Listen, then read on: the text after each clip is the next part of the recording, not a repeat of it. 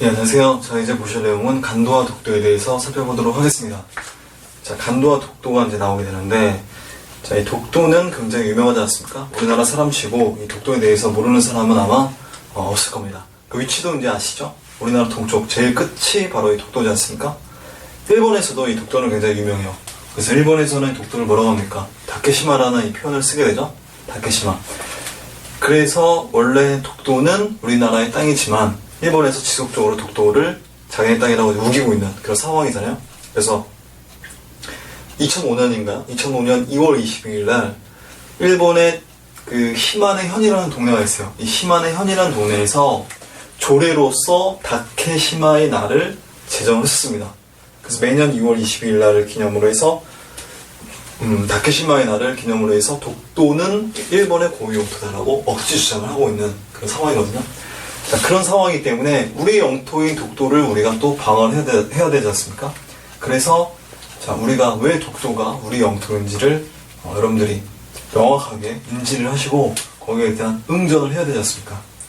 자, 일본에서도 독도가 자기 땅이라고 부린다. 그럼 너네는 이러이러해서 너네 땅이 아니라 독도는 대한민국의 영토다 라고 이야기를 하셔야 되기 때문에 오늘 배우시는 내용이 그래서 좀 중요한 내용이다 라고 이해를 하시면 되겠습니다. 자, 독도는 아무튼 그렇고, 자, 이 간도라는 이 섬이 나오게 되죠? 섬은 아니고요. 이 동네 이름인데, 이 간도라는 지역은 원래 우리 영토였었는데, 지금은 청나라로 넘어가서 지금 이제 중국의 영토가 되었죠? 중국의 영토. 우리도 이 간도를 다시 이제 찾아와야 될 미수복 지역이다라고 이제 이해하시면 되겠는데, 원래는 우리나라 영토였어요. 근데 이제 어떻게 하다 보니까 이게 불법적으로 중국에 이제 넘어가게 된 지역이다. 그래서 아시는 분들은 이 간도에 대해서 아시겠지만 좀 모르시는 분들은 간도가 어디야라고 이렇게 생각하시는 분들도 아마 있으실 거예요. 그래서 간도가 어딘지 제가 설명을 좀 해드리도록 하겠습니다. 자, 일단 간도 우리가 앞 시간에 배웠을 거예요. 간도에 대해서. 자, 지도가 좀 숙종 때 백두산이 정계를 세웠다라고 앞 시간에 설명해드렸지 않습니까? 그 지역이 이제 간도가 되겠는데, 자, 이 백두산이지 않습니까? 백두산을 기준으로 해서, 자, 오른쪽으로 흐르는 강, 요강, 두만강이죠? 자, 왼쪽으로 흐르는 강, 요강, 압록강이 되겠죠? 두만강 이북지역, 자, 요 지역, 압록강 이북지역, 요 지역, 요 지역을 이끌어서 간도다라고 여러분들이 이해하시면 되겠는데, 자, 이쪽에는 간도는 서쪽에 있잖아요. 그래서 당연히 이제 서간도가 되겠죠? 자, 여기는 간도는 동쪽에 있는 간도다. 동간도 또는 이 북간도라고 이야기합니다. 북간도. 북간도라는 표현을 더 많이 쓰게 되니까 북간도라고 얘기하는데, 자, 이 서간도와 북간도, 자, 요일대가 이제 그 원래 만주 지역이지 않습니까? 만주 지역에 어느 나라가 발생을 했었어요. 원래 여기 여진족들이 살고 있었지 않습니까? 여진족들이. 그래서 윤관 장군이 여진족을 토벌하기 위해서 동북구성도 쌓고 이러지 않습니까? 어쨌든 이 여진족들이 점점 성장을 해서 청이라는 나라를 세우게 되잖아요. 청이라는 나라. 그래서 병자호란이니 정묘호란이니 해서 우리나라를 이제 쑥대밭으로 만들기도 하지 않습니까? 자, 이들이 중원 지역으로 쳐들어가서 중국을 접수를 하잖아요. 자, 청태조 누르하치라든지 그 아들 홍타이지, 청태종 홍타이지라든지, 청태종이 그래서 이제 1636년에 청이라는 나라를 세우게 되지 않습니까? 자, 그렇게 되면서 이 지역에 있었던 이 만주족들이 다 이쪽으로 중국의 중원으로 들어오게 되는 거예요. 그리고 이 지역을 비우는 그런 정책을 추진하게 돼요. 그래서 이 지역이 뭐가 되냐면, 봉금지역이 되는 겁니다. 봉금지역. 그러니까 우리나라에 이렇게 있지 않습니까? 그리고 청나라가 여기 있고, 우리나라와 청나라의 일종의 비무장지대다. 아무도 사람이 살고 있지 않는 비무장지대다라고 이해하시면 되는데, 자, 이 봉금 지역이 좀 어느 정도 좀 해이해지다 보니까 우리나라에서 이 지역으로 넘어가게 되는 월경이 굉장히 많이 나타나는 이런 모습이 나타났어요. 그래서 하나의 마을을 이루고 공사를 짓고 밭을 일구고 생활을 하는 하나의 생활 공동체로서 마을 촌락 단위로서 우리나라의 그 백성들이 굉장히 많이 건너가는 이런 모습을 볼 수 있어요. 그래서 우리나라에서 적극적으로 이 지역 일대를 이제 관할을 하고 관리를 하고 있었던 그런 상황이었습니다. 그런 상황 속에서 18세기 초에 그러니까 1712년이 되겠죠? 1712년에 느닷없이 중국에서 국경을 설정하자는 거예요. 그래서 설정한 게 뭡니까? 1712년에 있었던 자 백두산 정계비를 백두산 중턱에다가 딱 설치해 놓았었죠? 그게 이제 1931년도에 그게 이제 없어지게 돼요. 나중에 또 설명해 드릴게요. 일본이 이제 그걸 이제 일본에 의해서 이제 사라졌다라는 가장 강력한 혐의를 받고 있는데, 어쨌든 이 백두산 정계비에 어떤 내용이 들어가 있냐면 동이 토문 서위 압록 이렇게 되어 있습니다. 고어 분수령 이렇게 해서 동쪽으로는 토문강을 경계로 하고 그다음 서쪽으로는 압록강을 경계로 해서 우리 조선과 중국의 청나라와의 경계를 삼자라고 하는 그런 내용이 이제 박혀 있었어요. 백두산 정계비가. 그런데 이 토문을 동이 토문이지 않습니까? 토문을 우리나라에서는 이 토문으로 그대로 이제 해석을 하게 되고, 중국의 청나라에서는 이 토문이 아니라 도문으로 해석을 해요. 도문은 두만과 발음이 비슷하다. 그래서 이제 두만강으로 이제 해석을 하게 되는 겁니다. 중국에서는 이 백두산 정계비를 가지고 두만강이 우리나라와 청나라의 경계다라고 이야기를 하게 되는 거. 우리나라는 무슨 소리냐? 이 송화강 지류인 토문강이 여기 북쪽으로 흘러가는 강이거든요. 이 토문강이 청나라와 우리 조선과의 경계가 되는 거다라고 이제 이야기를 하게 되면서 19세기 후반에 1885년, 87년 각각 토문강계사로 이제 이중하가 직접 청나라 사신과 이제 단판을 짓게 되거든요. 단판을 짓게 되는데 내 목은 칠 수 있어도 우리의 땅은 한 치도 넘겨질 수 없다라고 하는 이 이중하의 강경한 의지가 표출이 되었었죠.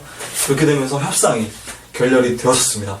그래서 어쨌든 협상이 결렬이 되고 이 지역에 대한 이 마무리가 잘 되어 있지 않은 상황에서 우리 고종 황제죠. 이제 고종 황제가 이 지역으로 관리사도 이제 파견을 해요. 이범윤이라는 이 간도 관리사를 직접 파견해서 우리의 행정 관할 구역으로 직접 선포를 해서 행정력을 미치게 했습니다. 어쨌든 그래서 이렇게 했었는데, 우리나라가 1905년에 을사늑약을 이제 일본 제국주의와 이제 체결하게 되거든요. 을사늑약을 강제로 체결했다 그래서 이제 늑약이라는 표현을 쓰는데, 을사늑약을 체결하게 되면서 우리나라가 이제 외교권을 박탈당하게 돼요. 나중에 을사늑약에 대해서 이제 설명을 해드릴게요. 그래서 외교권을 박탈당하게 되면서 외교 주권이 없었어요. 그래서 우리나라를 대리해서 일본이 청나라와 이 간도와 관련해서 협상을 하게 되는 거야. 간도를 청나라에게 주고, 일본은 거기에 대한 대가로 남만주 철도 부설권, 그러니까 안동에서 봉천, 그리고 푸순 탕광 채굴권, 저희 일대 안동에서 봉천까지의 철도 부설권과 푸순 탕광 채굴권을 비롯한 여러 가지 이권을 가져가게 되고, 이 간도 지역을 청나라에게 넘겨주게 되는 어처구니 없는 이런 만행을 전쟁으로 했었습니다. 일본 제국주의가. 그렇게 해서 일단 중요한 게 뭐냐면, 일사늑약 자체가 우리 고종 임금의, 고종 황제의 그 직인, 그러니까 비준이 들어가 있지 않는 이 국제법상으로 얘기했을 때 엄연한 불법 조약이거든요. 그 불법적인 조약이기 때문에 그 연장선상에 있는 간도 협약 자체도 무효가 되는 거다라고 여러분들이 이해를 하시면 되는 겁니다. 아시겠죠? 그래서 1909년인가요? 그러니까 1909년에 이 간도 협약이 일본과 청나라 사이에 체결되거든요. 그래서 간도가 이제 이때부터 이제 청나라로 넘어가지 않습니까? 그런데 우리나라에서는 이 간도가 우리 땅이라고 주장을 하고 싶어도 북쪽에 뭐가 있습니까? 북한이라는 이 괴뢰 집단이 있지 않습니까? 북한 정권이 있지 않습니까? 그래서 우리나라가 하루빨리 통일을 해서 간도 영유권을 우리가 주장을 해야 되는데, 어쨌든 이 북한이 지금 가로막고 있습니다. 그래서 이제 통일을 하게 되면 간도 영유권을 우리가 주장해야 되는데, 국제법상으로 영토에 대한 권리를 주장하기 위해서는 그 희호가 100년이라고 얘기해요. 그러니까 간도협약을 통해서 청나라로 넘어갔지 않습니까? 그러니까 이로부터 100년의 시간이 흘러와서 2009년도에 되어서 우리 영토다라는 어떤 의사표현을 해야 된다는 거예요. 그런데 이때에 우리의 그 유엔 사무총장 있지 않습니까? 반기문 유엔 사무총장께서 이 간도협약이 1909년이 9월경이었거든요. 2009년인가? 2009년 봄이었던가? 2008년이었던가? 어쨌든 2009년 9월 되기 전에 간도 협약은 1909년에 체결되었던 간도 협약은 법리적으로 무효다라는 이 발언을 의사 표현을 했었어요. 그래서 100년 되기 전에 했던 거예요.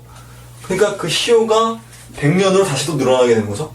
그러니까 100년 안에 우리가 또 통일을 해서 이 간도에 대한 영유권을 나중에 주장할 수 있게끔 불씨를 우리의 그 유엔 사무총장이신 이 반기문 유엔 사무총장께서 이런 발언을 하셨다라는 것도 여러분들이 참고적으로 이해하시면 되겠습니다. 그래서 우리 민족이 이 간도 지역으로 굉장히 많이 건너가서 이들이 지금의 조선족 자치구를 이루어서 한 200만 정도가 이제 우리 혈통적으로 우리 민족이지 않습니까? 혈통적으로 우리 민족이지만 국적으로는 우리 국적이 아니죠. 중국 국적이죠.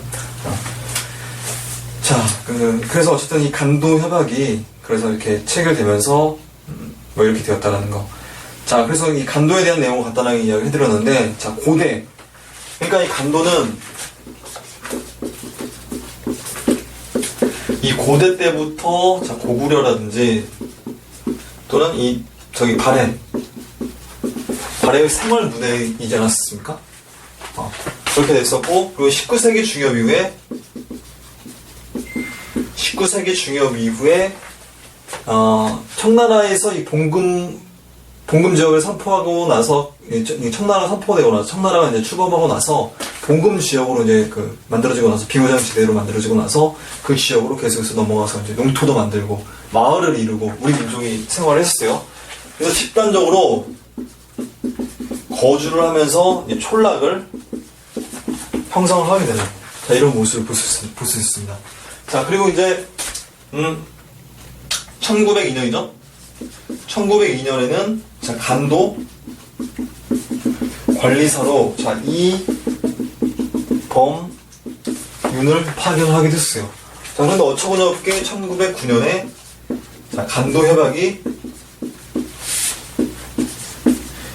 협약이 체결되면서 자, 청나라에게 우리의 영토가 넘어가게 되는 자, 이런 어처구니 없는 상황이 발생하게 되는 거죠. 자, 어쨌든 이 간도가 어쨌든 우리가 빨리 찾아오기 위해서는 그보다 앞서 통일을 먼저 해야 된다는 걸 여러분들이 이해를 하셨으면 좋겠습니다. 자, 그 다음에 보실 내용은 뭐냐면 이 독도를 보도록 하겠습니다. 독도. 자, 독도의 위치는 여러분들이 어딘지 명확하게 알고 계시죠? 우리나라 최동단이 바로 독도지 않습니까? 독도가 되어 있는데, 이 독도는, 신라시대 때, 신라시대 때 우리나라 영토로 최초로 편입이 되었었어요. 512년에. 신라 지증왕 때, 이사부가, 그러니까 울릉도 지역이 과거에 이제 우산국이라는 하나의 국가였었거든요. 우산국을 정복을 하고, 복속을 받고, 이제 우리의 공식적 영역으로 이제 편입이 되었었던 거예요. 우산국이 편입이 되었다는 얘기는 당연히 울릉도의 부속 도서였었던 독도도 당연히 우리 영토로 편입이 되었다는 얘기죠. 울릉도와 독도는 떼내야 뗄 수가 없는 게 이 삼국사기에 나오는 기록이지 않습니까? 512년 이사부가 울릉도로 그러니까 우산국을 정복을 했다라는 거. 자, 이 울릉도와 이 독도지 않습니까? 날씨가 맑은 날 울릉도에서 이 독도가 육안으로 관측이 돼요. 1년 365일 중에서 한 40일 이상이 독도가 관측된다고 얘기합니다. 그래서 울릉도에 살고 있는 우산국 주민들이 이 독도의 존재를 몰랐을 리가 없는 거예요. 당연히 독도는 물고기 잡이를 하면서 이제 좀 배를 정박을 해야 되겠다. 그럼 독도에서 정박을 할 수 있는 거고. 여기서 이제 그러다 보면 여기서 이제 또 집을 짓고 살 수도 있는 거고. 우리의 생활 공간이었었습니다. 그러한 이 울릉도와 독도를 떼내야 뗄 수 없는 이 울릉도를 이 우산국을 이사부가 정복을 했다는 얘기는 당연히 독도도 우리 영토로 편입이 되었다는 가장 강력한 증거가 된다라고 볼 수 있는 거죠. 신라시대 때 이런 내용이 있고, 그래서 이제 삼국사기라든지 고려사라든지 그다음에 세종실록 시리즈라든지 그다음에 신증 동국여지승남의 그 안에 있는 팔도총도라는 이 그림이 있어요. 지도가 있어요. 그 지도에 이제 분명히 울릉도와 독도가 이제 명확하게 표시가 되어 있거든요. 자, 그런 어떤 자료라든지 이런 걸 통해서 우리가 분명히 독도는 우리의 영토다라고 이제 확인할 수 있는 겁니다. 특히 이제 세종실록 지리지에 보면 날씨가 맑은 날 이제 울릉도에서는 독도에서 울릉도를 서로 바라볼 수 있다 라고 이제 명확하게 기술이 되어 있는 이런 모습을 볼 수 있어요. 기록이 되어 있는 이런 모습을 볼 수 있습니다. 자, 어쨌든 이러한 그 독도가 되겠는데, 자, 이러한 독도가 우리나라에서 조선시대 세종을 거치면서 어떤 정책을 취하게 되냐면, 자, 공도정치라고 얘기해요. 공도. 이 섬에 있는 사람들이 이 세금을 제대로 내질 않았었나 봐요. 그래서 세금 수취를 좀 더 용이하게 하기 위해서 섬에 있는 사람들을 육지로 다 들어보내게 하는 제도예요. 이게 공도정책이에요. 섬 사람들 다 비워버린다. 그래서 섬을 좀 오랜 기간 동안 비워놓았었어요. 그래서 공도정책을 취하게 되면서 한 몇백 년 동안 이 울릉도라든지 이 독도가 좀 잊혀졌던 그런 섬이 되었었는데, 때는 바야흐로 이제 한 17세기경이 되었습니다. 17세기 말경에, 자, 이 동네 지역에서, 자, 어부, 또는 이 수군으로 활약을 했었던 이 안용복이라는 사람이 있어요. 자, 이 안용복이라는 사람이, 자, 일본인들과 이제, 저기, 동네 지역에 외관이 있어가지고, 거기서 이제 일본인들과 교류를 하게 되면서, 일본어도 어느 정도 익혔었던 것 같았어요. 일본어를 굉장히 좀 잘했었나봐요. 그래서 이제, 울릉도 지역으로 이제 고기잡이를 하러 떠나게 되는데, 자, 여기 가다 보니까 여기서 이제 일본 어선들이 불법적으로 고기잡이를 하고 있는 거예요. 거기서 이제 우리의 그 안용복이 일본 어선들에게 따끔하게 호통을 치게 되는 겁니다.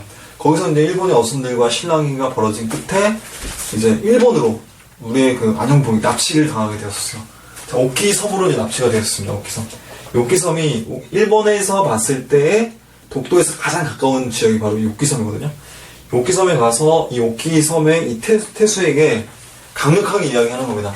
자, 이 울릉도와 독도는 분명히 우리 땅인데 너희 나라의 그 어부들이 여기서 불법 조업을 하고 있다.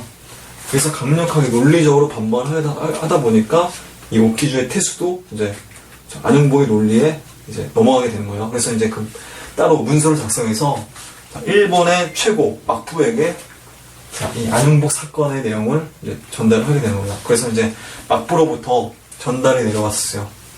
울릉도와 독도는 우리가 관계없는 땅이다. 그래서 서계 문서를 받아가지고 이제 울릉도와 독도가 공식적으로 우리 영토 이름을 확인을 받아온 사람이 바로 안용복이 되겠습니다. 안용복이 되는데, 그래서 울릉도하고 독도가 이제 일본인들이 여기서 고기잡이 하면 안 되지 않습니까? 그럼에도 불구하고 또 고기잡이를 하게 되는 거예요. 이때는 이제 안용복이 열받아가지고 흥분해가지고 관리를 사칭을 해서 일본까지 직접 찾아가요. 처음에 납치당하고 왔잖아요.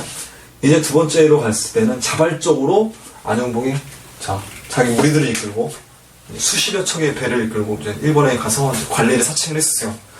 자, 울릉, 우산, 양도, 감세관이라는 이 관리를 사칭을 해서 울릉도와 그다음 독도의 세금을 징수하는 관리다. 그래서 너희의 막부에게 그 사실을 꾸짖으러 왔다라고 이제 이야기를 하게 된 거예요. 그래서 거기서 이제 또 어떻게 하다가 이제 자, 우리의 영토와 관련이, 그러니까 울릉도와 독도는 우리 일본과 관계가 없는 땅이다라는 걸 또 한 번 확인을 받고 돌아오게 되는 거예요. 이 안용복이 두 번에 걸쳐서. 자, 그런데 이 울릉도에서, 그러니까 다시 돌아왔는데 우리 조선 조정에서 이게 어떻게 보면 잘한 짓도 분명히 있죠. 잘한 짓도 분명히 있지만 관리를 사칭한 거잖아요. 이거 불법이잖아요. 그래서 이제 사형을 해야 된다. 사형까지는 너무 심하다. 이런 의견 대립이 있었어요. 조정 내부에서 이제. 그래서 어찌됐든 간에 이 안용복이 겨우겨우 어떻게 해서 이제 죽음은 모면하고 유배형에 처하는 이런 안타까운 이런 상황이 이제 발생했었는데, 어쨌든 이 안용복이 이 두 번에 걸쳐서 일본을 갔다 오게 되면서 독도가 우리 땅이라는 근거가 확실하게 자리가 잡혀지는 이런 모습을 또 볼 수가 있습니다. 그래서 어쨌든 이 안용복이, 자, 동네 어민이었을 안용복이 울릉도에 침입한 일본 어민을 일체하면서 일본에 건너와서 울릉도와 독도가 조선 영토임을 공식적으로 확인을 받아 왔었다 라는 걸 여러분들이 이해를 하시면 되겠습니다.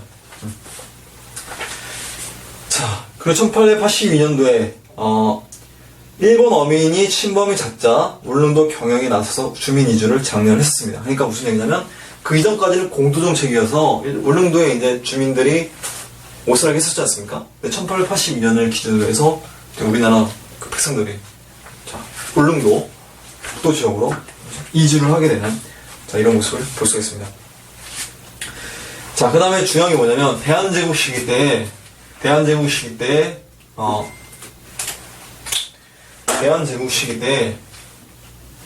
이 조선시대 때 이 공도정책이었습니까?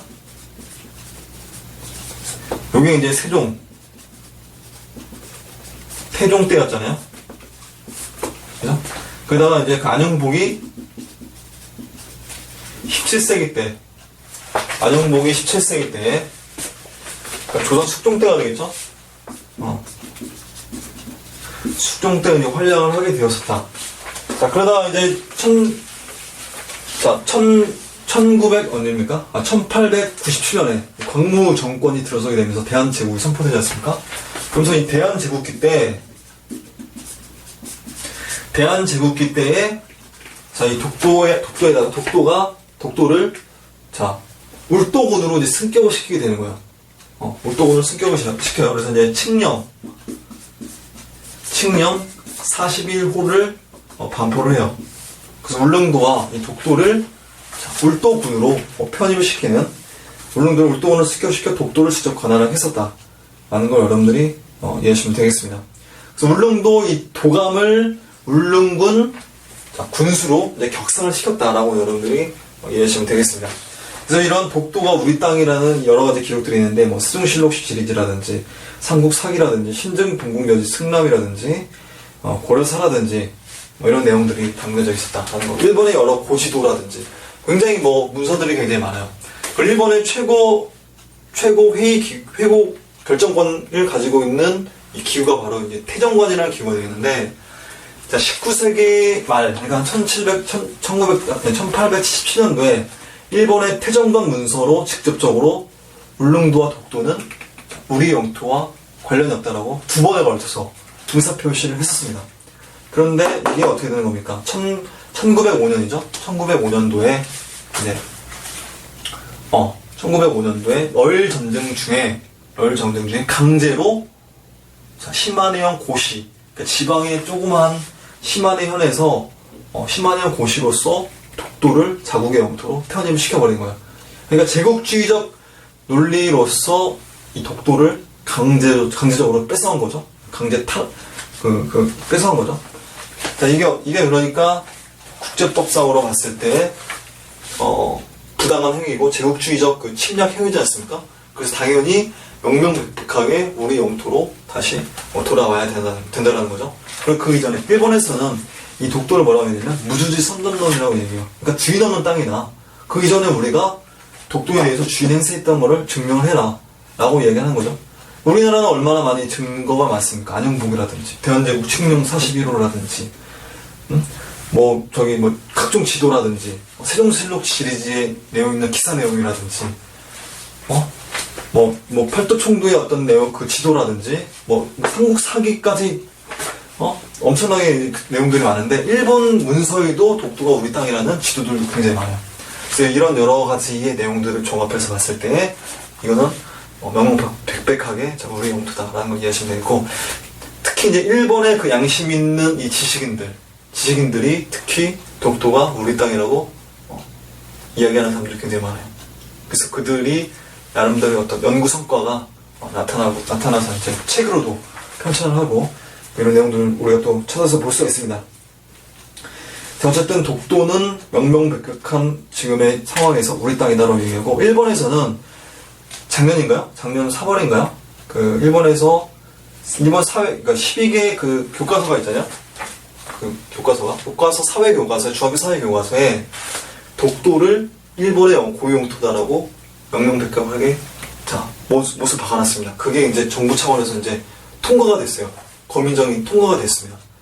그래서 당장 작년인가 올해에 중학교 사회교과서에는 독도는 일본 땅이라는 표현이 나와 있습니다. 그래서 여러분들이 이 독도가 왜 우리 땅인지를 확실하게 알고 있어야지 그들의 잘못된 생각을 바꿀 수가 있다.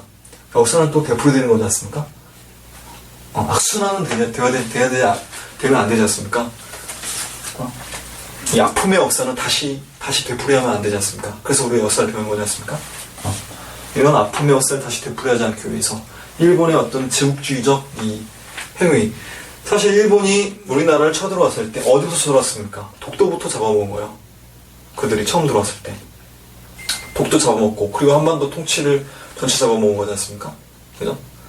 그렇기 때문에 우리가 독도에 대해서 쉽게 생각할 문제가 아니다 라고 여러분들이 반드시 이해를 하셔야 되겠습니다. 자, 그 다음 페이지 보도록 하겠습니다.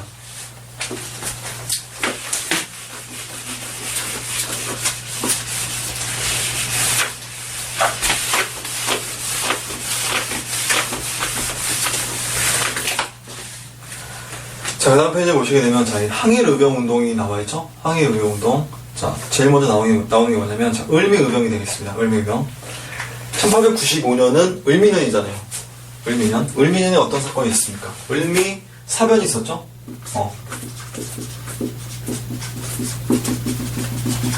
을미의병이 1895년이죠. 자, 그러니까 우리나라 최초의 의병 항쟁이라고 이제 보시면 돼요. 의병이 들고 일어나는 거예요. 반외세적인 의병 항쟁이 이제 들고 일어나는 거라고 보시면 돼요. 물론 동양 농민 운동이 어떻게 보면 좀 의병적인 성격이 있었다고 볼 수 있는데, 그건 이제 농민군이지 않습니까? 농민군. 정부 차원에서의 그 군대가 아니지 않습니까? 그리고 처음에 일어났을 때의 반외세적인 성격이 있었던 게 아니라 반몽건적인 성격이 있었어요. 근데 이 의병 같은 경우는, 자, 외세를 무찌르기 위한 우리나라만의 독자적인 병력이다라고 여러분들이 이해하시면 되겠는데, 자, 그래서 을미병이 일어나게 된 가장 결정적인 계기가 뭐였냐면, 자, 을미사변이 있었죠? 을미사변이 있었습니다. 명성황후가 일본 깡패들에 의해서 무차별적으로, 무참하게 시해된 사건이 있었죠? 여기 있었고, 그 다음에 을미사변을 계기로 해서 친일 정권이, 자, 친일 정권이 이제 수립이 되면서, 자, 김홍집과 이제 6.1준 친일 정권이 수립이 되면서 을미 개혁을 단행을 하게 되잖아요. 그래서 이제 단발령을 시행하지 않습니까? 을미사변과 이 단발령이 문제가 되어서 이제 유생 출신들이 엄청나게 활약을 하게 되는 거예요. 자, 이제 그 위정착사파들 대표적인 인물들이 있어요. 자, 유인석이라든지 또는 이 소은과 같은 이 위정착사파 이 유생 출신들이 들고 일어나게 되는 거예요. 특히 이제 최익형 같은 경우는 도끼를 들고 궁궐 앞에 가서 도끼를 앞에 들고 이제 엎드려서 상소를 하게 되는 거예요. 그걸 뭐라고 하냐면 지부 복권 상소라고 얘기하는데, 자, 내 목은 칠 수 있어도 내 머리카락은 자를 수 없습니다라고 하는 이 지부 복권 상소, 방발령이 한가한 거죠. 최익현의 의지가 그만큼 강했었다. 우리의 어떤 전통적인 유교적 마인드지 않습니까? 신체 발부는 수지부모다. 그래서 부모로부터 물려받은 살갗이라든지 피부, 털 이런 것은 이제 소중히 여겨야 된다. 라고 하는. 그래서 어쨌든 위정착사파들이 주도를 해서 이 의병이 전개가 되는데, 특히 유인석이 처음에 이제 충북 제천에서 활약을 했었어요. 그 이승훈 같은 경우는 이제 강원도 춘천에서 일본군과 맞서서 싸웠다라는 걸 이해하시면 되겠습니다. 일본군 플러스 이제 관군이죠. 관군과도 함께 싸우고. 그리고 이제 제천에서 시작을 해서 한때 충주성까지 점령을 하는 대형 활약을 하게 됐었다라는 걸 여러분들이 이해하시면 되겠습니다. 자, 그런데 이 의병 활동이 초기에 이제 승승장구하면서 잘 나갔었는데, 갑자기 뜬금없이 고종 임금의 해산 권고 조칙이 내려지게 되면서, 이 유교적인 관념에 의해서 임금님이 해산하라고 그래야 되는데, 신하의 도리로서 어떻게 임금님 말을 거역할 수 있겠습니까? 그 유생적인 마인드잖아요. 이 해산 권고 조칙을 듣고 유생들이기 때문에 예 알겠습니다 하고 사진이 해산된 거예요. 그래서 이러한 유교적인 위정척사 이념에 한계가 있었다라는 게 바로 이 을미의병이 되겠습니다. 자, 그래서 이제 내용을 보시게 되면, 자, 개근한 일제 명성황후 사례라든지 단발령 실시, 이런 게 있었고, 위정철사 사상을 지닌 보수적 양반 유생층, 유인성이라든지, 이송이 있었다. 자, 일반 농민들과 동학농민군 자녀 세력들까지 여기에 가담했었어요. 의병장들은 이제 유생 출신이 되었고, 의병장 밑에 있는 이 병력들은 일반 농민들도 많이 참여를 했었다는 걸 이해하시면 되겠다. 자, 그리고 개화 정책을 추진하는 지방 관할을 공격하고 친일 관리를 처단하고, 자, 일본 수비대를 공격을 하는 활동을 했었다. 자, 그런데 아관 파천 이후, 자, 고종임금이 1896년 2월 달에 러시아 공사관인 아관으로 파천하지 않습니까? 피신하지 않습니까? 피신하게 되면서 단발령을 이제 철회를 하게 돼요. 단발령 철회하게 되고, 자, 여기 해상 광고 조치 플러스 단발령 철회가 있었죠? 단발령 철회하면서 이제 자진 해산하는 이런 모습을 볼 수 있습니다. 자, 일본 농민들은 활빈당이라든지 영학당을 만들어서 반침략, 반봉건 활동을 계속해서 전개를 했었다. 활빈당 왼쪽에 나와 있죠? 자, 이 홍길동 같은 이 의정이라고 보시면 돼요. 이 부호의 집을 터서 가난한 사람, 굶주린 사람들을 도와주는 이 의정이라고 보시면 되겠죠? 가진 사람 입장에서 봤을 때 굉장히 나쁜 놈이죠. 안 가진 사람 입장에서 봤을 때는 좋은 사람이고, 어쨌든 뭐 그렇습니다. 자, 어쨌든 이 을미의병의 한계는 뭐냐면 유교적 위정척사 이념을 기반으로 해서 근황적이고 척사적이고 반개화적인 성격을 가지고 있었다. 그래서 민족보다는 계급을 우선시했었다. 전투 능력보다는 신분을 더욱 강조했었다. 그러니까 내가 아무리 전투 능력이 좋아도 의병장이 될 수 없는 거예요. 그죠? 의병장이 되려면 신분이 높아야 된다는 얘기예요. 신분이 양반이어야 된다는 얘기예요. 이런 상황에서 효율적인 전투가 가능하겠습니까? 그죠? 누가 의병장이 되려고 하고 누가 전투에 나가려고 하고 그러겠습니까? 비효율적이라는 얘기죠. 자, 밑에 참고 자료가 나와 있는데 여러분들이 이거를 한번 읽어보시면 되겠습니다. 자, 그 다음에 보실 내용은 뭐냐면 을사의병이 되겠습니다. 을사의병. 을사의병.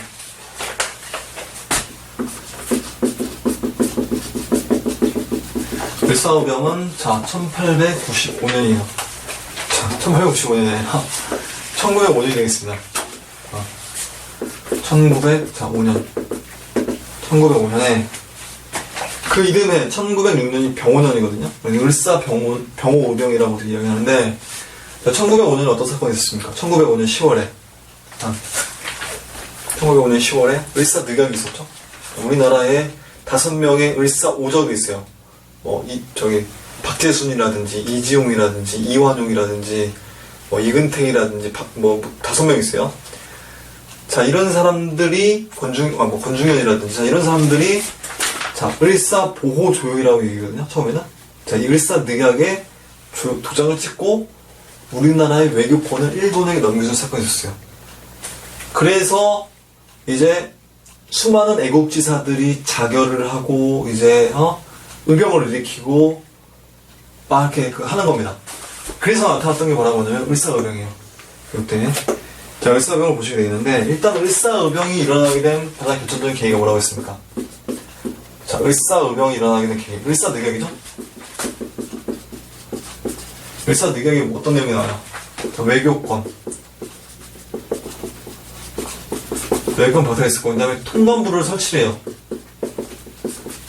통감부를 설치를 해서 자신들이 내정을 간섭을 하겠다는 얘기예요. 그 초대 통감으로 이토 히로부미가 이제 들어오지 않습니까? 이토 히로부미가 이제 1909년 10월 26일날 우리의 안중근 형님께 이제 총 맞아 죽는 이런 모습을 볼 수 있죠. 을사늑약 외교권 박탈과 통감부 설치를 계기로 해서 들고 일어났었다라는 걸 여러분들이 이해하시면 되겠습니다. 자, 그래서 이때는 이제 민종식이라든지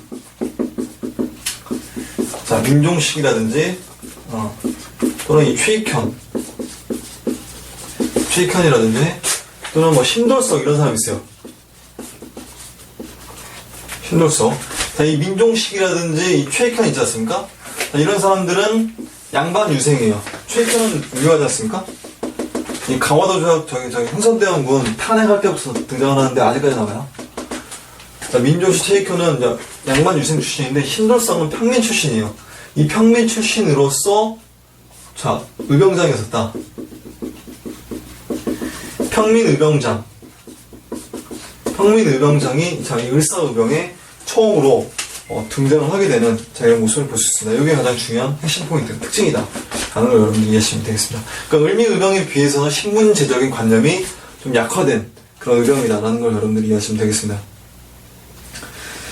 자, 그래서 우리 교재에 보시게 되면 자, 계기는 요일권 박탈과 통감원 설치가 있었고요. 의병장으로서는 자, 유교를 숭상하는 전직 관료가 대부분이었었다. 민종식이라든지 최익현 이런 사람이 있었고, 일부 평민 의병장이 있었는데 그가 바로 신돌석이었다. 그 왼쪽에 신돌석 나와있죠? 설명이 나와있죠? 강원도라든지 경상도를 경계로 해서 울진이라든지 평해 뭐 이런 지역을 중심으로 해서 동해번쩍 서해번쩍 하듯이 일본군들을 용감무쌍하게 무찔렀었던 의병장이 바로 신돌석이 되겠습니다. 나중에 정미의병 때도 이제 신돌석이 활약을 하게 되거든요. 그 뒷부분에 또 설명해 드릴게요. 자, 척사는 사악한 걸 배척한다라는 이 반개화적인 마인드잖아요. 이 척사보다는 국권을 회복을 하고 자, 일본 세력과 친일 관료를 타도하는데 의의를 두었었다. 그래서 폭넓고 다양한 계층들이 참여하게 되는데 관료 출신이라든지 유생, 평민 출신, 농민, 포수, 영업당, 활빈당 등의 무리들이 활약을 했었다. 전투 능력 확보에 주력하여 전술상의 변화가 나타났다. 의병의 정예화, 유격전, 단위 의병의 수가 증가하는 등 전투가 굉장히 치열해졌다. 자, 그런데 이 을사의병의 한계는 뭐냐면, 자, 계급적인 한계가 있었고, 아직까지 반개화적인 성격을 탈피하지 못했었다라는 게 아직까지 을사의병의 한계다라고 여러분들이 이해하시면 되겠습니다. 자, 이게 다음 페이지 보시면 참고자로 나와있죠? 연암집이라고 되어 있지 않습니까? 이게 바로 연암 최익현이 쓴 글이라고 보시면 돼요. 지난 10월 20일의 변은 전 세계 고금에 일찍이 없었던 것이다. 어쩌고저쩌고 나와 있지 않습니까? 그래서 이제 일제에 의해서 강제로 체결된 일사늑약의 한과에서 자, 이 최익현을 중심으로 해서 민종식을 중심으로 해서 들고 일어났었다라는 걸 이해하시면 되겠습니다. 자, 여기까지 이제 을사의병에 대해서 내용을 살펴봤습니다.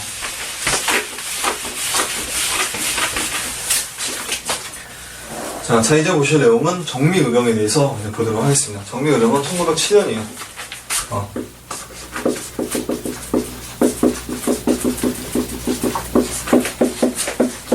1907년에 되겠는데, 이 정미의병이 일어나게 된 계기가 있어요.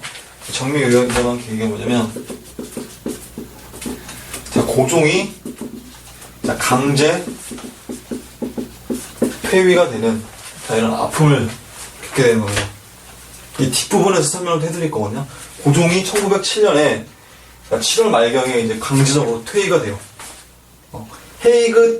헤이그라는 네덜란드 헤이그라는 동네가 있어요. 이 헤이그의 만국, 전 세계 평화 회의가 열렸었는데 우리나라도 초청장을 받았었어요. 그래서 이제 이준이라든지 이휘종이라든지 이상서를 보냈었습니다. 보냈었는데 우리나라는 이때 당시에 1907년이면 이미 외교권을 박탈당한 상태지 않습니까? 그래서 일본에 의해서 그게 발각이 되면서 회의장에도 들어가지도 못하고, 그리고 고종은 그걸 기획을 하고 주도를 했다는 이유로 일본에 의해서 강제적으로 폐위가 돼요.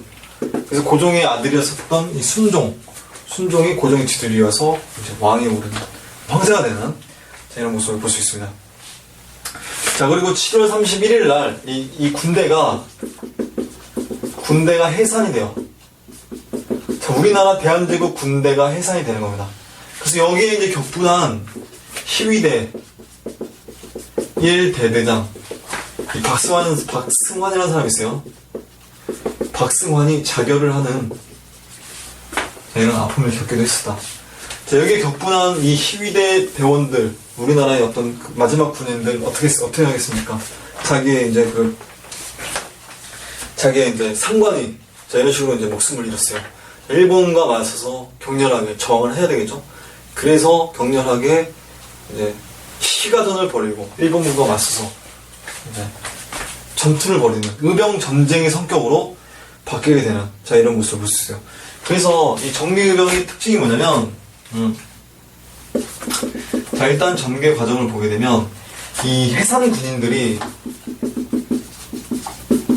자, 합류를 하게 되는 거야. 의병에 합류를 하게 되는 겁니다. 의병에 합류를 하게 되니까 이 의병의 성격이 어떻게 되는 거야? 의병 전쟁의 성격으로 훨씬 더 느낌이 좀 강화되는 이런 모습을 볼 수 있었죠? 의병 전쟁의 성격으로 규모도 더 강해지고 좀 더 체계화되고 좀 더 이제 좀 어느 정도 갖춰진 군대로서의 모습이 갖춰진 자 이런 모습을 볼 수가 있습니다. 자 그래서 이제 정미의병이 1907년도에 있었다. 그래서 자 이러한 의병 전쟁으로 이제 발전하게 되는데 전국에 이제 그 13도제 였습니까? 자 광무 개혁하면서 23도가 어떻게 됐습니까? 23도가 어떻게 됐어요? 13도로 바뀌었었잖아요. 2차 가보개혁 때 우리나라 원래 전국 8도였는데 우리나라 전국 8도였어요. 8도지 않습니까? 8도에서 2차 가보개혁 때 23도로 넘어왔다가 이 23도에서 광무개혁 때에 13도로 편전했었잖아요. 그래서 자 함경남북도, 평안남북도, 황해도, 강원도, 경기도 이렇게 쪽이죠? 경기도, 충청남북도, 전라도, 경상남북도 하나, 둘, 셋, 넷, 다섯, 여섯, 일곱, 여덟, 아홉, 열, 열하나, 열둘 하나비네 어디가 그러지? 하나, 둘, 셋, 넷, 다섯, 여섯, 일곱 이거 여기가 비는구나. 하나, 둘, 셋, 넷, 다섯 아닌데? 하나, 둘, 셋, 넷 자, 어쨌든 자, 여러분들이 한번 계산해보세요. 다시 13도 창의군이 결성이 되어서 연합부대가 결성이 되어서 이 서울로 총집결을 하게 되는 거예요. 전국에 이제 13개 도의 이 대표들이 의병 대표들이 모여서 여기에 이제 누가 이제 포함이 되냐면 평면 출신이었었던 신도석이지 않습니까? 웨스트아베가 활약했었던 신도석도 경상도의 의병 대표로서 자기 그 병력들을 이끌고 1000여 명을 이끌고 서울 진공 작전을 전개해 나가는 이런 모습을 봤어요. 그래서 이들이 13도 창의군이 결성이 되어서 서울 진공 작전이 전개가 돼요. 13도 창의군이에요. 13도 창의군에 이제 누가 활약을 하게 되냐면 이영이 총대장으로 있었고 그다음에 허위라는 사람이 이제 군사장으로 있었습니다. 둘 다 이제 이제 저기 의병장이다 보니까 아무래도 양반 유생들이겠죠? 여기서 이제 평민 의병장들은 이제 배제를 시켰어요. 사령관으로서. 그래서 이제 평민 의병장의 홍범도라든지, 신돌석이라든지, 이런 사람들을 배제시키고, 이인영이라든지 허위 같은 이런 양반 유생층들로, 의병의 어떤 그 지휘관이 구성이 되었었다. 라는 것도 여러분들이 이해하시면 되겠는데, 이 서울이지 않습니까? 서울 진공작전이잖아요? 서울 진공작전인데, 동대문 밖, 양주 지역에서 동대문까지 이제 진격을 해 들어가는데, 동대문 밖 30리 전방까지 쳐들어왔었는데, 이 이인영의, 부모님이, 아버님인가? 할아버님인가? 누가 돌아가셨다는 거예요. 그래서, 전통적인 이 성리학적 가치관에 입각해서, 돌아가셨기 때문에, 효도를 해야 된다. 그래서 이제 자기 고향으로 쏙 내려가게 되는 거예요. 그래서 이제 지휘관이 없어지다 보니까 군대가 이제 전열이 흐트러지게 되면서 이제 일본군의 습격을 받고 이제 해산되는 이런 안타까운 그 서울 진공 작전이 어찌됐든 간에 실패로 돌아가게 되는 이런 모습을 볼 수가 있었습니다. 이게 1907년 12월의 상황인데 1907년 12월의 상황인데 어쨌든 이게 결과적으로 실패로 돌아가겠다. 이게 바로 뭐냐면 양반 유생층들의 한계가 될 수밖에 없는 그런 내용이다라는 걸 여러분들 이해하시면 되겠습니다. 그리고 나서 이 의병 부대들은 주로 이제 어디로 이제 들어가게 되냐면, 이제 게릴라전으로 이제 들어가야 되죠. 그래서 이제 특히 이제 한반도 남부 일대, 이 전라도 호남 지역을 중심으로 해서 게릴라전을 이제 펼치고 있었어요. 그래서 이제 일본의 어떤 그 주요 수비대를 이제 타격을 한다거나 뭐 이런 식의 어떤 그 게릴라전을 이제 활동을 하고 있었겠죠. 그래서 일본에서는 나머지 잔여 의병들을 소탕하기 위해서 이제 남한 대토벌 작전을 하게 되는 거예요. 그야말로 그 뭐냐면 이 토끼몰이식 전법이라고 얘기하는데, 남쪽 끝으로 이제 이 독립군들, 의병들을 이제 몰아붙이게 되는 거예요. 거기서 이제 남한 대토벌 작전에서 엄청난 수의 의병들이 거의 전멸하다시피 하는 이런 안타까운, 의병들이 다 죽어나가잖아요. 이 죽어나간 걸 그대로 이제 일본에서 이제 기록을 해요. 조선 폭도 토벌지라고 해서 책으로도 이제 만들어놨어요. 얼마나 많은 의병들이 활약을 하면서 죽어나갔었는지를 우리가 또 알 수 있습니다. 우리가 뭐 안중근이라든지 뭐 백범 김구라든지 윤봉길이라든지 뭐 이런 사람들은 굉장히 많이 알지 않습니까? 그런 사람들도 굉장히 많이 추앙을 하고, 그렇지만 이름 없이 사라져간 이 우리의 의병들, 이름 없이 사라져간 무명이잖아요. 사진만 딸랑 있고 그 사람이 누군지도 몰라요. 목숨을 바쳐서 이제 국가를 위해서, 자, 우리 공동체를 위해서, 자기 개인의 이익이 아닌 공동체를 위해서 자기를 희생하지 않았습니까? 그 희생 정신을 우리가 또 인정을 하고 격려를 해줄 그럴 필요가 있다라는 게 제 개인적인 생각이긴 한데, 어쨌든 우리의 의병이 다 전멸했습니다. 그래서 이 의병이 이제 어디로 이제 들어가게 되냐면 만주, 연해주 일대로 이제 나중에, 자, 만주나 또는 연해주로 들어가게 되어서 나중에 뭘로 들어가게 되면, 자, 독립군으로 활약을 하게 되면, 자, 이런 모습을 볼 수 있습니다. 자, 그래서 우리 교재 보시게 되면, 자, 13도 창의군 총대장 이인영, 군사장 허위, 서울 진공 작전이 실패를 했었죠. 이인영이 저기 부모가 돌아가셔가지고 내려가는 바람에 호남 의병이 그래서 활약을 하게 되는데, 자, 일제의 이른바 남한 대토벌 작전 1909년에, 자, 그래서 이제 엄청난 의병이 전멸을 하게 되고, 우리의 의병은, 자, 만주나 연해주로 독립운동의 근거지를, 자, 이전했었다라는 것도 여러분들이 이해하시면 되겠습니다. 자, 정리의병까지 일단 이렇게 살펴봤고요.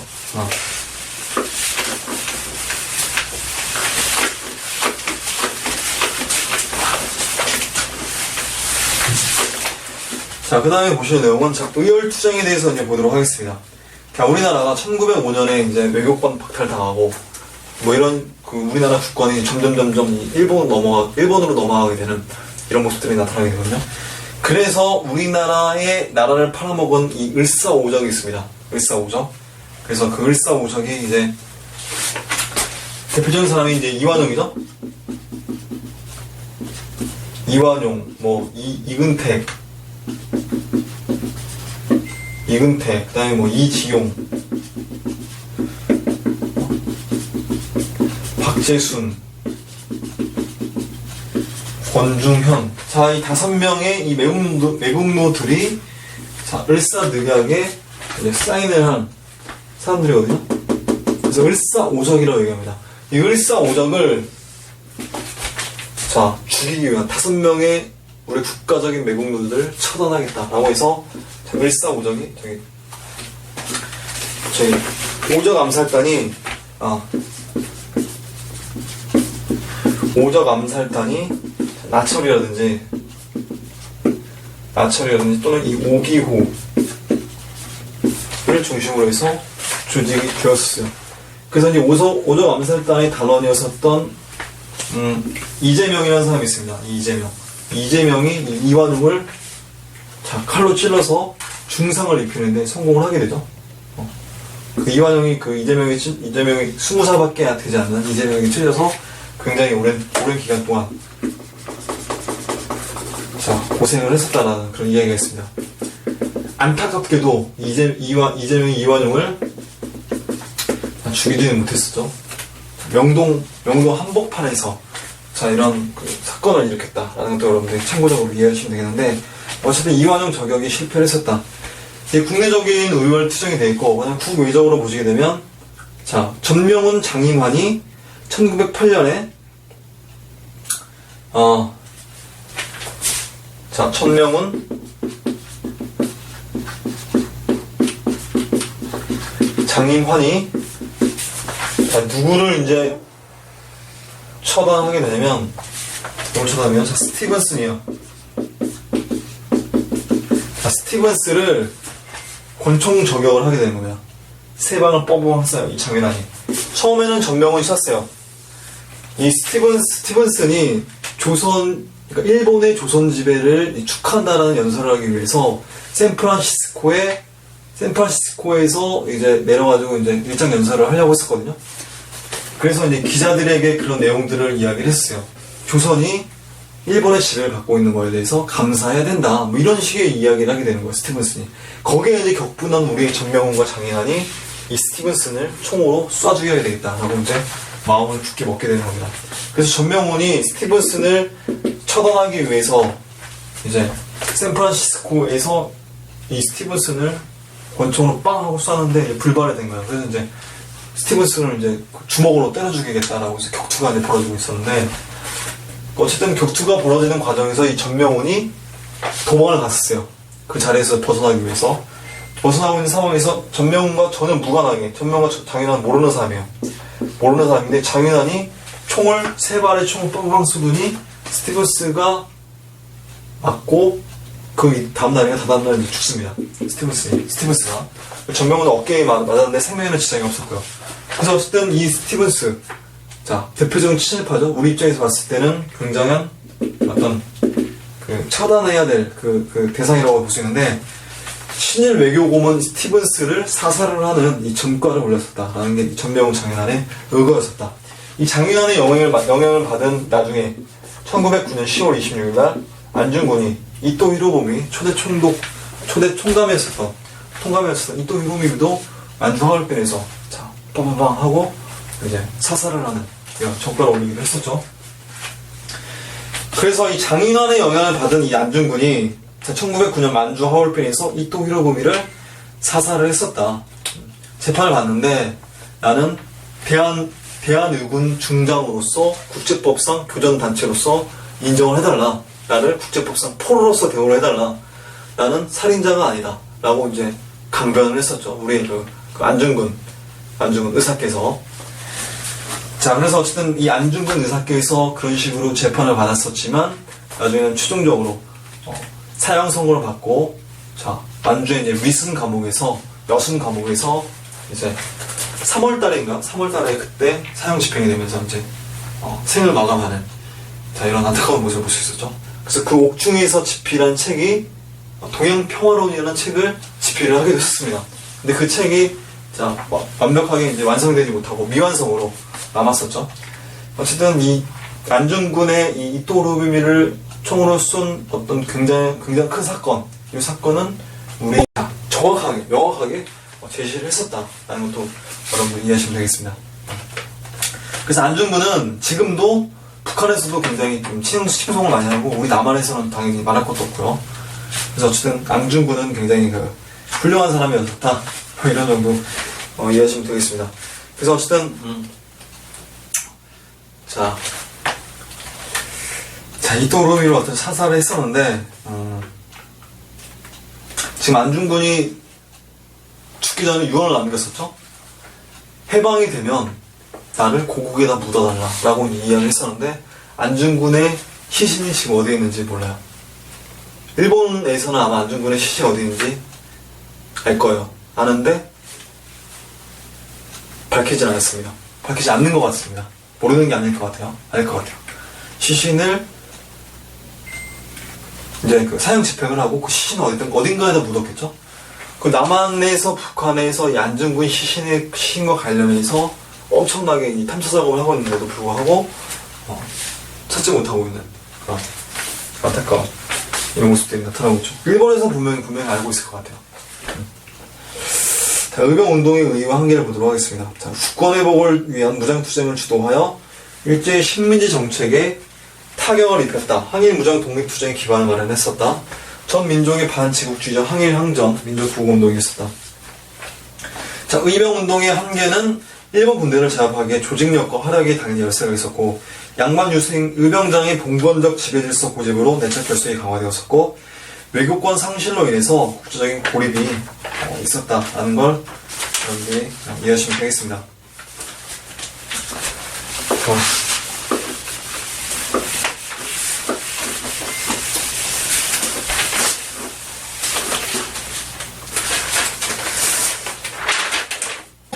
자, 이제 보실 내용은 애국계몽 운동에 대해서 살펴보도록 하겠습니다.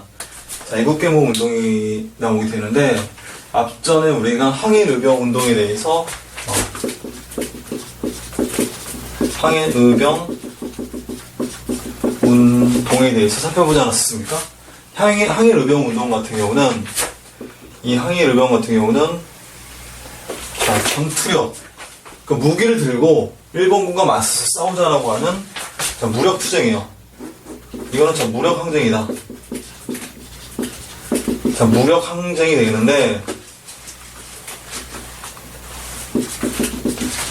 자, 그런데 우리가 지금 보실 애국계몽 운동 있지 않습니까? 애국계몽 운동 같은 경우는, 자, 무력으로 이제 맞서서 일본군과 싸우면 우리가 이제 백전백패다. 자, 계란으로 바위치기다. 자, 일본과 맞싸우는 거 좋다. 하지만 힘을 길러야 된다. 그 이전까지 싸우는 거는 자, 시기상조다라고 해서 자, 힘을 기르자 라고 하는 자, 이런 운동이 바로 애국계몽 운동이 되겠습니다. 보통 이 항일의병 운동 같은 경우는 위정척사파들 있지 않습니까? 이 강경 보수 세력들, 강경한 이 진정한 의미의 보수죠. 기회주의적 보수가 아니라 이 진정한 의미의 우리의 강경 보수들. 그래서 대표적인 사람들이 이 최익현. 이 최익현이 강경 보수라고 볼 수 있죠. 신념을 위해서 자기 한 목숨 아깝지 않은 이 최익현이지 않습니까? 자, 이 최익현인데 을사의병 때 이제 이 의병을 이끌 의병장으로서 이제 활약을 하잖아요. 전라도 일대에서 활약을 하게 되는데 체포가 돼요. 일본군에게 체포가 되면서 유배를 가게 됩니다. 대마도로 이제 유배를 가게 돼요. 일본 스시마섬으로 유배를 가게 되는데 거기서 이제 뭐라 얘기하냐면 자, 외놈들이 주는 음식을 먹지 않겠다. 단식 투쟁을 하게 되는 거예요. 최익현이. 그래서 이제 단식 투쟁을 하다가 몸이 아무래도 이제 영양 섭취가 좀 덜 되고 이러면 몸이 좀 쇠약해지지 않습니까? 나중에 이제 뭐 음식을 먹긴 먹는데 몸이 좀 쇠약해지다 보다 보니까 대마도로 유배를 가자마자 얼마 안 있어서 바로 이제 최익현이 죽는 자, 이런 목숨을 걸고 일본과 맞서서 항거했었던 이런 인물들이 있었다. 위정척사파에. 자, 그런데 물론 애국계몽 운동에서도 이쪽 계열에서도 목숨을 걸고 자기 어떤 신념을 지키려고 하는 그런 사람들이 있었지만, 자, 힘을 기르자 쪽에서는 보통 이제 이거는 이제 이거는 위정척사가 많잖아요. 위정척사 계열이 많다라고 보면 이거는 개화파 지식인들이 주로 애국계몽 운동을 이끌었었다라고 보시면 돼요. 그래서 이 힘을 기르자의 자라는 어떤 밑바탕에는 뭐가 있었냐면 이 사회 진화론이라는 사상이 침투에 들어왔었어요. 사회 진화론. 그러니까 스펜서라는 사람이 이 사회 진화론을 설파를 하게 되는데 원래 사회 진화론 이전에 다윈이라는 사람이 진화론을 이야기했었지 않습니까? 진화론이라는 그 종의 기원이라는 책을 써서 전 세계적인 이 센세이션을 불러일으켰었죠. 우리 인간의 조상은 원숭이라고 하는 거 아닙니까? 그래서 적자생존, 자연 도태의 원리에 따라서 원숭이에서 우리 인간이 된 거지 않습니까? 반기독교적인 관념에 의하면. 그죠? 그래서 어쨌든 이 사회 진화론이 뭐냐면 적자생존과 그다음에 자연 도태지 않습니까? 그죠? 적자만 살아남고 약자는 자연적으로 도태가 된다. 그러니까 강한 민족만 살아남는다는 얘기예요. 강한 민족, 일본 민족은 강하다. 조선 민족은 약하다. 그래서 조선 민족은 일본 민족에게 잡아먹혀야 된다라고 하는 이런 논리가 은연중에 우리 개화 지식인들에게 스물스물 스며들게 되는 거예요. 그러다 보면 어떤 생각을 가지겠습니까? 아, 우리가 정말 약한가 보다. 일본에게 넘어가게 되네? 그게 당연한 건가 보다. 라고 하는 이런 생각이 나타나게 될 수가 있는 거잖아요. 그래서 이 개업파들, 지식인들 중에서 친일 세력으로, 친일파로, 나라 팔아먹는 친일파로 넘어가는 개업파들이 굉장히 많아요. 그래서 뭐, 급진개업파들 중에서 이제 박영효 이런 사람 있지 않습니까? 이런 사람도 이제 일본으로부터 거액의 은사금을 받고, 이제, 자, 그런 식의 어떤 친일파로 이제 넘어가게 되고, 윤치호 이런 사람도 이제 나중에 친일파로 돌아서게 되는, 자, 이런 모습을 이제 볼 수가 있어요. 사회진화론적 관점에 의해서. 자, 그럼 왼쪽에 우리 그 사회진화론과 관련된 설명들이 나와 있지 않습니까?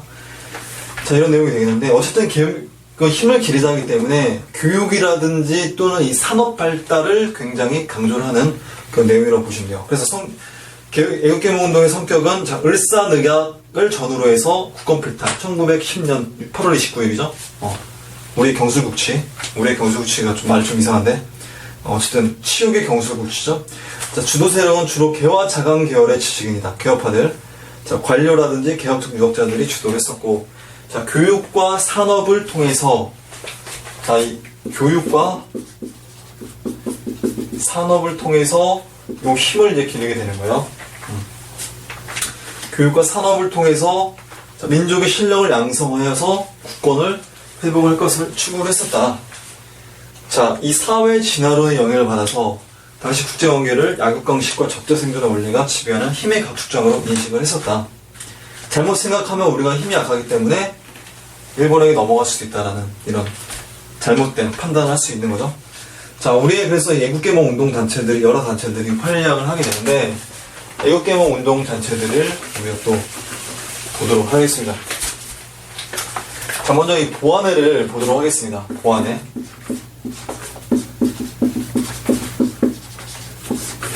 보안회. 이게 1904년에 결성된 애국개몽 운동 단체예요. 이 애국개몽 운동 단체가, 자, 굉장히 중요한 업적을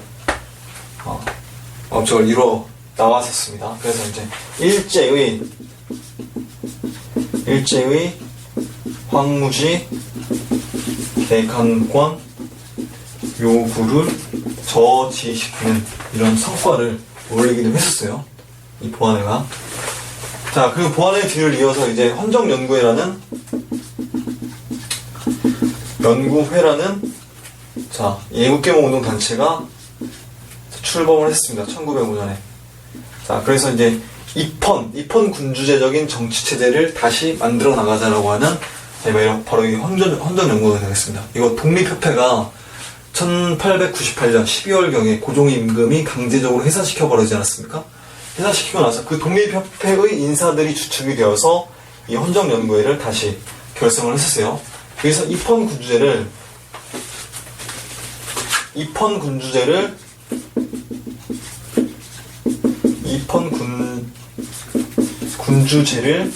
추구를 했었다라는 걸 여러분들이 이해하시면 되겠습니다. 그런데 이게 1906년 와서, 자, 통감부에 의해서 이제 강제 해산되거든요. 통감부에 의해서 안타깝게 강제 해산되고, 이 헌정연구회의 뒤를 이어서 이제 대한자강회가 이제 1906년이죠. 1906년에 또 결성이 됩니다. 그래서 마찬가지로 애국개몽 운동을 열렬하게 전개해 나가게 되면서 가장 중요한 행위가 뭐였었냐면, 자, 고종 강제 퇴위 반대 운동을 전개를 해 나갔었다라는 것도 여러분들이 이해하시면 되겠습니다. 자, 우리 교재 보시게 되면, 자, 일진의 친일행위 규탄으로 헌정연구회 강제 해산되었었고, 고종 강제 퇴위 반대 및 정미7조약 반대 운동. 정미7조약, 이거는 뭐냐면 차관 정치라고 얘기하거든요. 차관 정치. 각 부에 이제 장관이 있고 그 아래에 차관이 있지 않습니까? 그 차관을 일본인으로 두겠다는 건데, 이것과 관련해서 나중에 설명해드릴게요. 어쨌든 고종 강제 퇴위와 정미7조약에 대한 반대 운동을 전개하게 되면서, 자, 일본이 보안법이라는 법을 이제 제정을 하게 되거든요. 1907년도에 이제 제정을 하게 되는데, 보안법이 뭐냐면, 집회라든지 결사라든지 이 사상, 민주주의의 어떤 가장 밑바탕, 근본이 되는 그 자유권이라고 볼 수 있는 거지 않습니까? 그걸 이제 제한을 하게 되는 거예요. 이들이 모여서 집회를 하고 결사를 하고 이제 언론 활동을 하는 뭐 이런 거에 대해서 이제 강력하게 탄압을 하게 되는, 이게 바로 이제 보안법이 되겠는데, 이 보안법을 적용을 시켜가지고 이제 대한자강회가 강제적으로 해산되는, 자, 이런 모습을 볼 수 있어요. 자, 보안법. 우리나라도 이제 국가보안법이라는 법이 있지 않습니까? 그거하고 좀 국가보안법과 좀 어떻게 보면 살짝 비슷하다라고 볼 수 있는 거죠.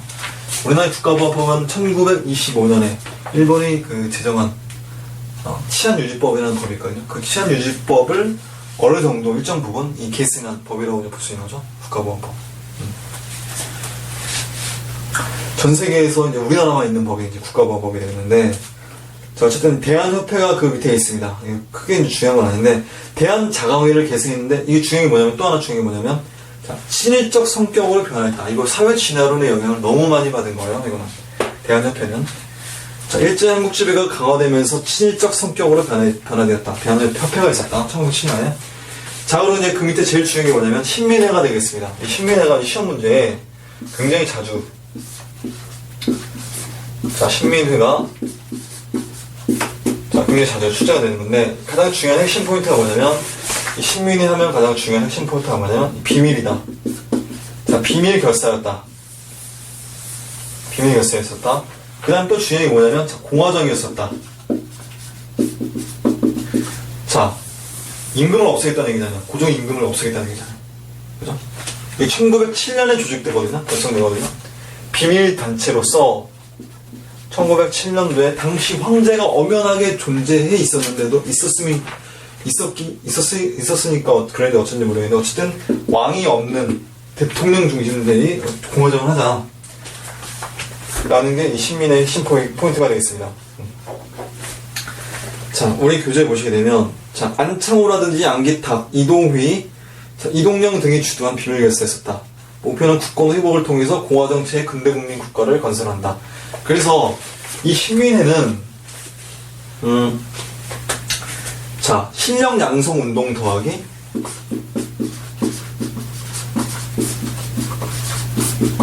실력 양성에다가, 자, 의병 황정까지 같이 의병 운동을 병행합니다.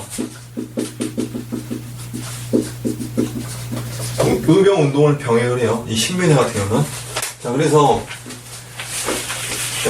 이 신민회는 의병 운동을 병행하게 되는데, 신민회 멤버들 중에서 1911년이죠. 국권 폐탈되고 난 이후에 1911년에 이제 만주에 이 삼원보라는 동네가 있습니다. 삼원보라는 동네가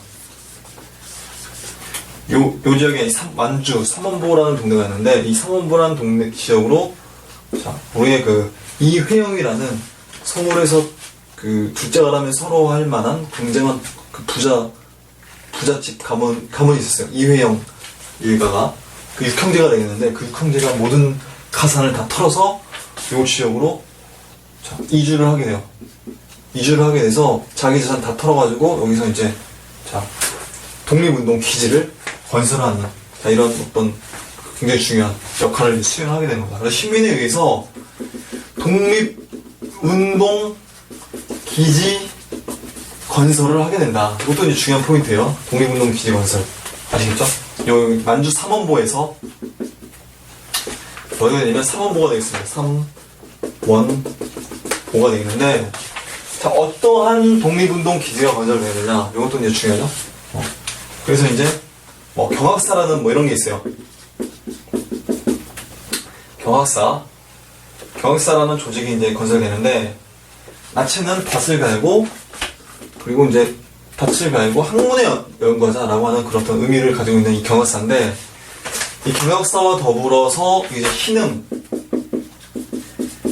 강습소라고 해서, 여기서 이제 우리의 젊은 학생들을 교육을 시키게 되는 겁니다. 그래서 독립군을 양성하기 위한 이 희능 강습소가 나중에는 희능 중학교로 개편이 되고, 나중에는 이게 희능 무관 학교로, 자, 탈바꿈을 하게 되면서, 자, 이 희능 무관 학교에서 나중에 배출되냐면 우리의 독립군이 양성이 되는, 자, 이런 모습을 볼 수 있어요. 독립군을 양성하기 위한 기지가 흰민회에 의해서 결성이 되었었다. 자, 조선 팔도에서 엄청난 이 부잣집 가문이었었던 이회영 이 가문들, 이회영, 이시영 뭐 이런 가문들이 있어요. 자, 이들이 이제 몽땅 전 재산 통틀어서 거기서 이제 독립운동 기지 건설하고, 그리고 나서 이들은 이제 빈털터리가 된 거지 않습니까? 어떻게 보면. 그리고 나서 나중에는 이 삶이 굉장히 비참해지고 어려워지고 뭐 이런 모습을 볼 수 있어요. 자, 신민회가 그래서 난창호 양리탁 뭐 그래서 이제 뭐 공화정체 군대국민 국가 건설한다. 뭐 대성학교 뭐 이런 게 있었다. 평양의 안창호가 이제 대성학교를 설립을 했었어요. 이 나중에 없어지는데, 정주의 이승훈이 오산학교 설립을 했었다. 그리고 평양에, 그리고 대구의 태극서관이라는 출판업과 관련된 이 사업에도 종사를 했었고, 자기 회사, 그러니까 이 도자기를 얘기하겠죠? 자기 회사도 설립을 했었다, 평양에. 그래서 아무튼 이 독립운동 기지를 건설하려면 자금이 확보가 되어야 되지 않습니까?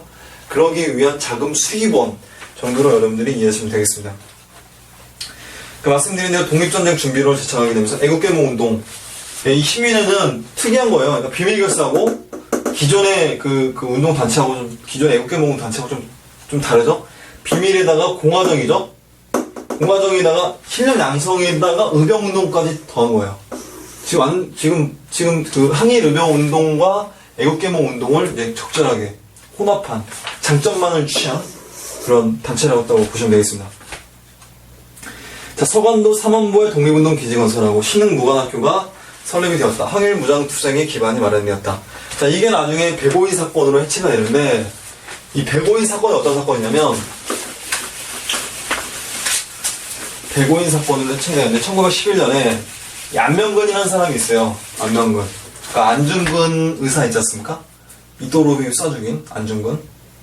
1909년 10월 26일 날 1909년 10월 26일 날 안중근 쏴 죽이고, 정확히 70년 후에 1979년 10월 26일 날, 자, 박정희라는 사람이 총에 맞아 죽죠. 이또 히로부미가 총 맞아 죽고 나서 정확하게 70년 후에, 자, 박정희라는 사람이 총에 맞아 죽습니다. 지금 우리나라 대통령이 됐죠. 대통령이 된 박근혜의 아빠가 이제 박정희 대통령이지 않습니까? 자, 어쨌든 무슨 얘기하다가 말았지? 어쨌든 안중근의 사촌이 안중근의 사촌이 안명근이라는 사람이 있어요. 안명근이 황해도 인근에서, 황해도 이 신천을 중심으로 한 그 일대에서 독립운동 자금, 군자금을 확보하기 위해서 이제 부호들을 찾아다니면서 독립운동 군자금을 모금을 했었어요. 그런데 거기에 반발한 어떤 한 집안이 그걸 이제 일제 경찰에게 이제 밀고를 하게 되는 거였어요. 그래서 안명근이 이제 군자금을 가지고 만주 지역으로 이동하는 그 과정에서 평양에서 이제 잡히게 되는 겁니다. 평양에서 잡히게 되면서 이제 일본에서 안명근을 잡아서 이제 그 신문하는 그 과정에서 이들이 이제 조작을 해요. 데라우치 총독 암살 미수의 혐의로 조작을 해요, 사건을. 원래 그런 사건을 일으키려고 하지도 않았었는데, 자, 데라우치, 당시 조선 총독이 데라우치였었거든요. 총독부가 설치가 돼요. 1910년도에. 나라 뺏기고 나서. 그 초대 총독, 그러니까 우리나라를 직접 통치하는 최고 통치자가 일본의 데라우치 총독이라는 사람인데, 이 사람을 총독 암살을 모의하고 있다라고 이제 혐의를 뒤집어 씌워가지고, 거기에 관련된 인물들 600여 명을 이제 체포를 해요. 그 중에서 이제 105명을 재판에다 이제 회부를 하는, 그게 바로 뭐냐면, 사건을 이제 조작을 한 겁니다. 조작을 해서, 자, 백오인을, 신민의 멤버, 이 백오인을, 자, 기소한 사건. 요게 이제 바로, 데라우치 총독 암살 미수 사건. 그러니까, 안학 사건이라고도 이야기하거든요. 안학 사건. 또는, 백오인 사건. 이로 얘기합니다. 그래서 이제, 여기에 그 백오인, 그러니까 신민의 멤버들이 거의 대부분 체포가 되고, 몇 년 형씩 막 이렇게 받고 말이거든요. 그렇게 되다 보면서, 자, 이를 계기로 해서 이제 신민회가 해체가 되는 이런 안타까운 모습을 또 볼 수가 있었습니다. 자, 그 다음 페이지 보시면 뭐 참고자료 있는데 이거 여러분들이 읽어보시면 되겠습니다. 자, 그 다음 페이지 또 보도록 하겠습니다.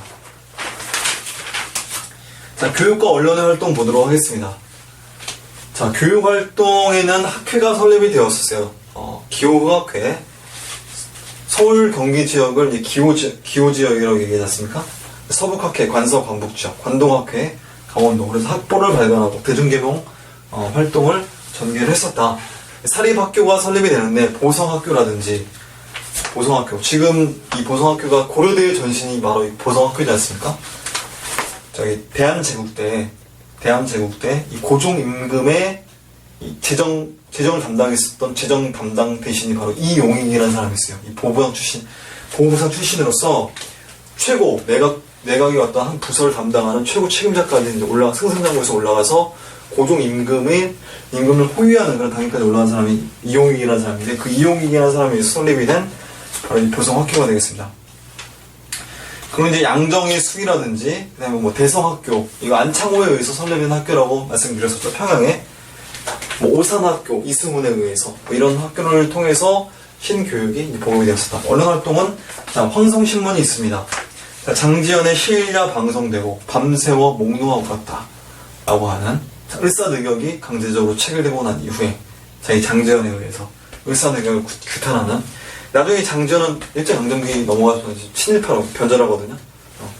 사람이 좀 왜 그런지 모르겠어요. 마음이 이 사상이 나이를 먹으면 조금씩 생각이 좀 바뀌는 것 같아요. 이게 나쁜 쪽으로 바뀌면 안 될 텐데. 자, 그리고 이제 대한매일신보라든지 자, 이런 게 있죠. 이거는 대한매일신보의 사장이 누구냐면 영국 사람이에요. 베델이라는 사람이 대한매일신보의 사장이 되는 겁니다. 그래서 영국은 우리나라에서 뭐가 되겠습니까? 치해법권이잖아요. 그죠? 일본의 보안법으로 이거 어떻게 처벌할 수가 없게 되는 거야. 일본법으로 신문지법으로 이거 처벌할 수가 없게 되는 거야. 그래서 우리나라에서 유일하게 우리나라의 어떤 독립을 위한 우리나라의 어떤 일본의 어떤 제국주의적 침략의 만행들을 거침없이 폭로했었던 신문사가 바로 대한매일신보가 되겠습니다.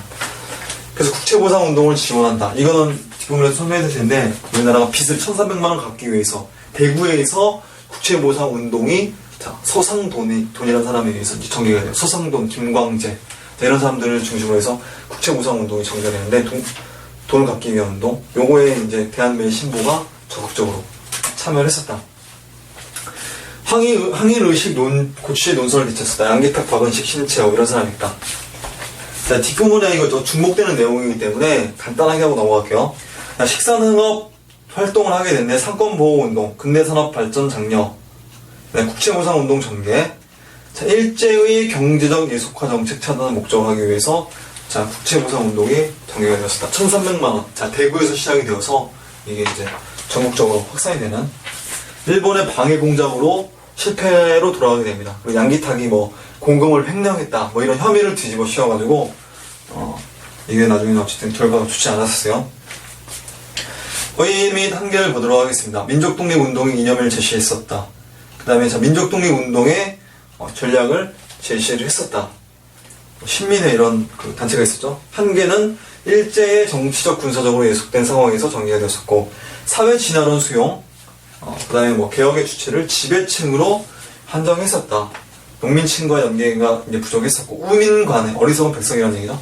우민관에 따른 민중운동 평가로 항일의병운동이 굉장히 좀 비하되는 항일의병운동을 굉장히 애국계몽운동 입장에서 봤을 때 굉장히 나쁘게 봤었어요. 천시했었어요.